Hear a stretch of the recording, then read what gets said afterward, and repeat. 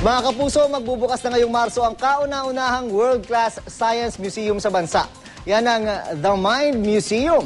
Ang mga bibisita roon, bata man o matanda, ay tiyak daw na gaganahang mag-aral ng siyensya. Ang may balita din ni Rida Reyes. Hinati sa 5 gallery ang Mind Museum: Atom, Life, Earth, Universe at Technology.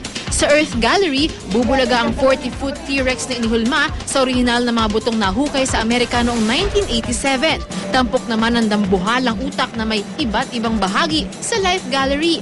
Para sa chemistry students, malaking tulong ang life-size periodic table of elements sa Atom Gallery. Sa Universe Gallery, patok sa mga bata ang Space Shell o mini planetarium kung saan mapapanood ang ilang video tungkol sa solar system.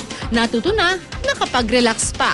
Nag-iikot din ng ilang science experts para magbigay ng dagdag pang kaalaman tungkol sa mga exhibit. It's fascinating and interesting. You can learn a lot from it. It's amazing. Wala lang po kasi lahat ng may matututo kami.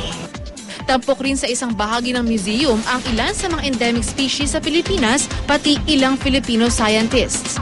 Iba yung sa studies na nag-aaral ka, iba yung sa nakikita. So, ang ganda kasi talagang natutunan nila na ay ganito pala yung nagagawa ng technology. Oh, interesting. Sana ganito when we were kids. So, it's very nice. It brought back a lot of memories and a lot of important things that we miss as children. Formal na bubuksan sa publiko ang The Mind Museum sa March 16.